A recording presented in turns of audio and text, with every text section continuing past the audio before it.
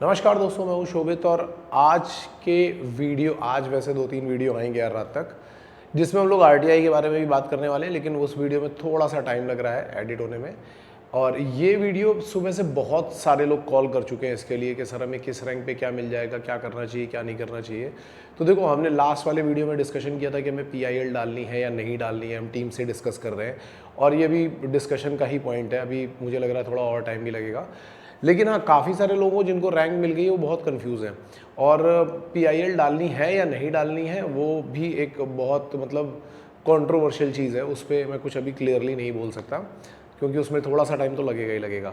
But हम उस पर बात कर लेते हैं कि जो बच्चे सबसे ज़्यादा डाउट पूछ रहे हैं कि सर हमें इतनी रैंक में क्या मिल जाएगा, हमारी इतनी रैंक आई है, हमें क्या मिल जाएगा या हमें क्या नेक्स्ट स्टेप लेना चाहिए। ठीक है, तो देखो, एक तो पहली बात ये समझो कि आपने जो रिजल्ट देखा है ना, उस रिजल्ट में रैंक दिखाई जा रही है 18,000 तक, लेकिन सीरियल नंबर 18,000 तक नहीं जा रहा, वो जा रहा है 14,000 तक। ठीक है, तो पहले तो उसको भी एक्सप्लेन करना पड़ेगा, जिसको मैं एक सेपरेट वीडियो में दिखाऊंगा। बट यहाँ इस बार क्या हुआ है कि सिलेक्शन थोड़े ज़्यादा हुए हैं, कंपटीशन काफ़ी ज़्यादा था इस बार का। तो बहुत सारी चीज़ें इधर से उधर हो रही हैं। कई लोगों ने स्पॉन्सरशिप की बहुत अच्छी प्रिपरेशन की थी, लेकिन उनका MU में रैंक नहीं आया तो वो भी आगे पीछे हो गए। तो बहुत सारी उथल पुथल हो रही है। लेकिन कुछ कुछ चीज़ें मैं आपको एक्सप्लेन कर देता हूँ। जो बच्चे स्पॉन्सरशिप के लिए प्रिपरेशन कर रहे थे और IMUCT में उनको रैंक नहीं मिल पाई है, उनके लिए तो भाई प्रॉब्लम बढ़ ही गई है।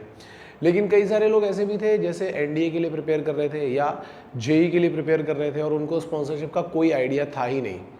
उन बच्चों को IMUCT में अच्छी रैंक मिल गई। आज सुबह से मेरे पास कई कॉल आ चुके हैं, किसी की 400 रैंक है, किसी की 1100 रैंक है, किसी की कुछ है। तो ये वो बच्चे थे जो NDA के लिए या JEE के लिए प्रिपेयर कर रहे थे और इनको अच्छी खासी रैंक मिल गई है। लेकिन अब इनके पास स्पॉन्सरशिप नहीं है। अब ये बोल रहे हैं कि अब हम क्या करें, हमारे पास क्या चांसेस हैं, क्या हमें IMU कैंपस, क्योंकि इनके पास दो ऑप्शन आ रहे हैं कि क्या हमें IMU कैंपस ज्वाइन करना चाहिए, किस चीज़ के लिए, तो वो है BSc या BTech के लिए, क्या हमें ये ज्वाइन करना चाहिए। ठीक है, या दूसरा इनके पास ऑप्शन क्या आ रहा है कि हम फेब बैच के लिए प्रिपेयर करें, या अगर हमें ये चाहिए तो हमें ये कितनी रैंक में मिल जाएगा। ठीक है, तो पहले ज़रा इसको डिस्कस कर लेते हैं अच्छी तरीके से। देखो, अगर आप टॉप 3000 वाली रैंक में हो, टॉप 3000 वाली रैंक में हो तो आप इस ऑप्शन के लिए जा सकते हो। समझना पहले मैं क्या बोल रहा हूँ। अगर आप टॉप 3000 वाली रैंक में हो तो आप इस ऑप्शन के लिए जा सकते हो। मैं 100% श्योरिटी नहीं ले सकता इसकी, लेकिन यह है कि फर्स्ट काउंसलिंग नहीं तो सेकंड काउंसलिंग नहीं तो थर्ड काउंसलिंग तक जाते जाते इसमें आपको कुछ मिल जाएगा। लेकिन अगर आप 3000 के आगे वाली रैंक में हो तो मेरे हिसाब से ये जाने का कोई मतलब नहीं है, क्योंकि यहाँ पे कोई बहुत ज़्यादा सीट्स नहीं है, सीट्स कम है। दूसरी बात क्या है कि बच्चे बहुत ज़्यादा है। अब मैं 3000 भी इसलिए बोल रहा हूँ, एक्चुअली 3000 भी सीट नहीं है, मैं इसलिए बोल रहा हूँ क्योंकि इनमें टॉप 3000 में कई सारे बच्चे ऐसे होंगे जिन्होंने DNS में एडमिशन ले लिया होगा, या जिन्होंने पहले ही तोलानी में BSc फिक्स कर लिया होगा या कुछ कर लिया होगा। ठीक है, तो ये बच्चे तो वहाँ चले जाएंगे। जो रिमेनिंग बचेंगे उनके लिए यहाँ पे चांसेस बन सकते हैं। या कई सारे बच्चे ऐसे जो होते हैं जो बोलते हैं कि हम 6 महीने का वेट कर लेंगे और हम DNS में जाएंगे।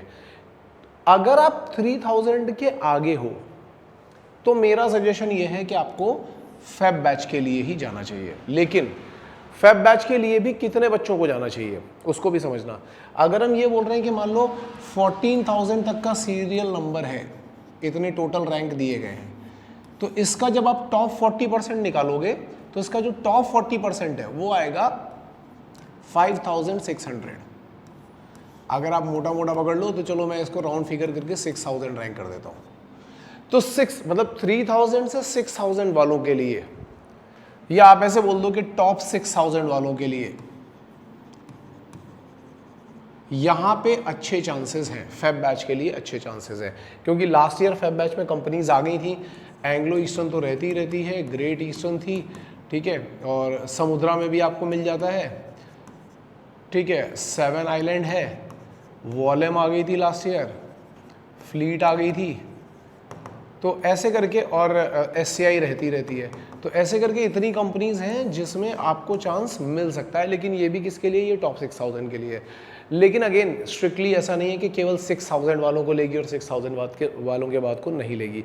लास्ट ईयर 7000 वाले को भी लिया है, एक आध 8000 वाले को भी लिया है। अगर आपका पीसीएम अच्छा है, देखो क्या हो रहा है, बहुत लोगों को लग रहा है केवल रैंक के बेसिस पे लिया जा रहा है। रैंक के अलावा पीसीएम भी देख रहे हैं और आपका इंटरव्यू भी देख रहे हैं, तो तीनों चारों चीज़ें देखी जा रही हैं। अगर आपका पीसीएम काफ़ी स्ट्रॉन्ग है और रैंक थोड़ी बहुत गड़बड़ हो गई है और इंटरव्यू बहुत अच्छा कर रहे हो, मतलब 3 में से 2 चीज़ें आपकी अच्छी हैं, तो आपको चांसेस मिल सकते हैं। मतलब रैंक थोड़ी बहुत डाउन भी होगी तो भी आपको चांसेस मिल सकते हैं। तो ये 2 ऑप्शन है। लेकिन अगर किसी की रैंक मान लो 8000 के भी आगे चली गई है, 10,000 है, 11,000 है, 12,000 है, भाई उसके लिए चांसेस ऑलमोस्ट निल है। अगर आपकी किस्मत बहुत ही अच्छी हो तो अलग बात है, नहीं तो आप फैब बैच या ये दोनों ही ट्राई नहीं कर सकते। उसके बाद आपको करना होगा नेक्स्ट ईयर का प्रिपरेशन, ठीक है। अब इन सब के ऊपर एक सेपरेट वीडियो बनाऊंगा। इस बार इतना ज़्यादा हौच पौच क्यों हुआ, इतनी रैंक खराब क्यों आई, कट ऑफ कितना गया कितना नहीं गया, इसके ऊपर एक सेपरेट वीडियो बनने वाला है। बट फिलहाल मैंने आपको ये चीज़ें बता दी कि कितनी रैंक में आपको क्या चीज़ें मिल सकती हैं। बहुत बच्चे मुझे ये पूछ रहे हैं, सर आप बताओ अगर आपके घर का बच्चा होगा तो आप क्या करोगे, आप अगर मेरी जगह आप होते तो आप क्या करते, इसमें जाते या इसमें जाते। देखो मैं तुम्हें दोनों सिनेरियो अच्छी तरीके से एक्सप्लेन करता हूँ। यहाँ पे क्या है, आईएमयू कैंपस में क्या है, देखो बीएससी बीटेक आपको मिल सकता है, लेकिन इनके प्लेसमेंट 100% प्लेसमेंट वाली कंडीशन इनकी नहीं है। मतलब मैं अगर मुझे चांस मिलेगा तो यहाँ पे कुछ फ़ायदे हैं और कुछ नुकसान है। यहाँ फ़ायदा क्या है कि फ़ीस काफ़ी कम है, ये एक फ़ायदा है। लेकिन यहाँ पे जो स्टडी है वो भी बहुत अच्छी होगी, इसकी भी कोई गारंटी नहीं है, क्योंकि गवर्नमेंट कैंपस है और जो इन्फॉर्मेशन हमारे पास है उसके हिसाब से ये भी थोड़ा डाउन ही है। फीस डाउन है तो ये भी डाउन है, प्लेसमेंट भी थोड़े डाउन ही है, प्लेसमेंट 100% नहीं है। जितने अच्छे प्लेसमेंट प्राइवेट यूनिवर्सिटीज़ के हैं, जैसे तोलानी का है, ठीक है, वैसा प्लेसमेंट यहाँ पे नहीं है, ठीक है, थोड़ा कम ही। अगर आपको प्लेसमेंट चेक करना होगा तो आप डीजी शिपिंग की वेबसाइट पे जाकर के चेक कर सकते हो, या हमारे पुराने वीडियोस भी हैं प्लेसमेंट के ऊपर, वो भी चेक कर सकते हो। हाउ टू चेक प्लेसमेंट करके डालोगे तो मिल जाएगा आपको। तो ये कुछ चीज़ें हैं। अब होता क्या है कि जो बच्चा आईआईटी एनआईटी की प्रिपरेशन कर रहा होता है उसको ये लग रहा होता है कि यार हम तो काउंसलिंग में जाएंगे, एनआईटी लेंगे, आईआईटी लेंगे और उसके बाद हम प्लेसमेंट लेंगे और आगे जाएंगे। लेकिन एनआईटी और आईआईटी का प्लेसमेंट और इसके प्लेसमेंट में डिफरेंस है, बहुत ज़्यादा डिफरेंस है। यहाँ उतना अच्छा प्लेसमेंट नहीं है। यहाँ के सारे कैंपस बहुत अच्छे होंगे ऐसा भी ज़रूरी नहीं है, आप खुद भी अपने एंड पे चेक कर सकते हो। इधर क्या है, इधर थोड़ा सा फायदा है, फायदा और नुकसान दोनों साइड है। यहाँ फायदा क्या है कि यहाँ आपको 6 मंथ का डिले मिलेगा, 6 मंथ्स का डिले मिलेगा, ठीक है। लेकिन अगर आपको स्पॉन्सरशिप मिल जाती है तो स्पॉन्सरशिप बहुत बढ़िया फायदा है। स्पॉन्सरशिप में क्या चीज़ है कि आपको प्लेसमेंट तो भाई पहले ही मिल गया ना। स्पॉन्सरशिप का मतलब ही है कि प्लेसमेंट, अगर आपको नहीं पता कि स्पॉन्सरशिप क्या होती है तो मेरा अभी 2 दिन पहले वाला स्पॉन्सरशिप वाला वीडियो देख लेना। अगर आपको स्पॉन्सरशिप मिल जाती है इनमें से किसी भी एक कंपनी से तो आपका प्लेसमेंट तो फिक्स हो गया ना। फीस यहाँ पे भी फीस काफ़ी कम है, डीएनएस की फीस काफ़ी कम होती है। यहाँ पे आपको टाइम भी कम लगेगा क्योंकि 1 ही साल का कोर्स है, बाकी तो 18 मंथ की ट्रेनिंग है जिसमें आपको स्टाइपेंड मिलना शुरू हो जाएगा। और यहाँ पे प्लेसमेंट बिल्कुल फिक्स हो जाएगा क्योंकि जैसे ही आपको स्पॉन्सरशिप मिल गई इसका मतलब आपका प्लेसमेंट जो है वो बिल्कुल फिक्स हो गया है। तो इसके अपने कुछ फ़ायदे हैं, कुछ नुकसान है। नुकसान क्या है कि 6 महीना वेट करना पड़ेगा और 6 महीना वेट करने के बाद आपको स्पॉन्सरशिप की प्रिपरेशन, मतलब रिटर्न की प्रिपरेशन और इंटरव्यू की प्रिपरेशन करनी पड़ेगी और ये निकालना पड़ेगा, जो कि आपको यहाँ पे भी करना ही है। बट ये है कि तुरंत नहीं करना है, जब आप कॉलेज पहुँच जाओगे उसके 1-2 साल के बाद करना है। तो दोनों में क्या डिफरेंस है, क्या सिमिलैरिटीज़ है, मैंने आपको बता दी है।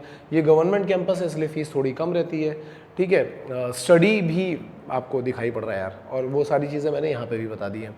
तो अब चॉइस आपकी है कि आप डीएनएस में जाना चाहते हो या आप यहाँ पे जाना चाहते हो। आपको अपनी फैमिली के साथ में इस चीज़ को अच्छी तरीके से डिस्कस कर लेना चाहिए और फिर आप ये चीज़ें ट्राई कर सकते हो।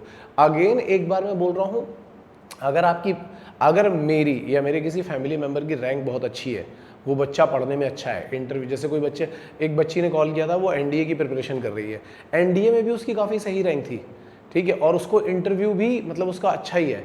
मैं अगर उसकी जगह रहूँगा तो मैं उसको ये प्रेफर करूँगा या मैं खुद ये प्रेफर करूँगा, क्योंकि मुझे यहाँ पे मालूम है कि प्राइवेट कॉलेज मुझे मिल जाएगा, चाहे एंग्लो का मिले, चाहे ग्रेट ईस्टर्न का, चाहे किसी का भी मिले। दूसरी बात ये कि रैंक 400 समथिंग है, तो रैंक के टर्म में तो कोई पंगा है नहीं। पीसीएम भी ठीक ठाक है, पीसीएम के उसमें भी कोई पंगा नहीं है, बस थोड़ी सी प्रिपरेशन करनी पड़ेगी रिटर्न और इंटरव्यू की। 6 महीने के बाद लाइफ बिल्कुल सिक्योर है। ये वाला मैं उतना ज़्यादा प्रेफर नहीं करता हूँ। क्यों नहीं करता हूँ मैंने आपको बता दिया है, लेकिन अगेन सबके अपने अपने प्रेफरेंसेस हैं। मेरा प्रेफरेंसेस अलग है, आपके प्रेफरेंसेस अलग हो सकते हैं। आप अपनी फैमिली के साथ में डिस्कस करिए और फिर उसके बाद यहाँ पे जाइए। लेकिन हाँ, अगर आपका रैंक 6000 के आगे निकल जाता है, 7000 8000 तक भी है, तो भी आप एक बार रिस्क ले सकते हो। लेकिन अगर आप 8000 के आगे भी निकल गया ना, तो चांसेस यार बहुत कम है। किस्मत अच्छी होगी तो ही कुछ हो सकता है, नहीं तो कुछ नहीं हो सकता। ठीक है, आपको 1 साल की प्रिपरेशन करनी पड़ेगी। अब बहुत लोग ये भी पूछ रहे हैं कि सर क्या आप स्पॉन्सरशिप की प्रिपरेशन करा रहे हो? यस, हम करा रहे हैं। फर्स्ट वीक ऑफ जुलाई से हम अपना स्पॉन्सरशिप का बैच स्टार्ट करेंगे। अगर आपको उसके बारे में कुछ इन्फॉर्मेशन चाहिए तो आप हमारे नंबर्स पे कांटेक्ट कर सकते हो, या अगर नंबर पे आपकी बात नहीं हो पाए तो आप कम से कम व्हाट्सएप पे अपना नाम, अपनी रैंक और अपनी क्वेरी वहाँ पे डाल दो, ताकि हम आपको बैक कॉल करके आपसे बात कर सकें। ठीक है, तो ये आप कर सकते हो। स्पॉन्सरशिप की भी प्रिपरेशन कर सकते हो। 1 ईयर कोर्सेज भी हैं, ऑनलाइन भी हैं, ऑफलाइन भी, आप उनकी भी प्रिपरेशन कर सकते हो। बाकी और जो भी कुछ है, जैसे मैंने बोला था कि PIL के ऊपर काम करना है, RTI का वीडियो बनाना है, ये सारी चीज़ें मैं बता दूंगा। PIL के ऊपर थोड़ा सा पंगा और चल रहा है यार, क्योंकि कल रात में तो अलग ही माइंडसेट था, लेकिन रात से लेकर के सुबह तक जितने बच्चों से बात हुई है, बहुत सारे नए रिवलेशंस हुए हैं। तो उसको भी मैं आगे आने वाले वीडियो में आपको बताऊंगा, और ये भी बताऊंगा कि इस बार का कट ऑफ कितना ऊपर गया है और क्यों इतनी उथल पुथल मची है IMU CT के एग्जाम के बाद। Okay, so with this information, Shobhit signing off. All the best guys.